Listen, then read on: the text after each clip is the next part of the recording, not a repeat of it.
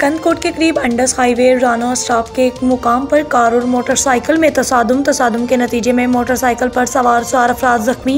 Police ने बर वक्त जाए वकुआ पर पहुंचकर जख्मियों को सिविल अस्पताल मुंतकिल कर दिया। जख्मियों में एक मर्द, 2 खवातीन और एक कमसन बच्चा शामिल। जख्मियों में 3 की हालत तशवीशनाक बताई जाती है। जख्मियों की शनाख्त हाल ना हो सकी। दूसरी जानिब पुलिस ने कार ड्राइवर को गिरफ्तार करके लॉकअप कर दिया।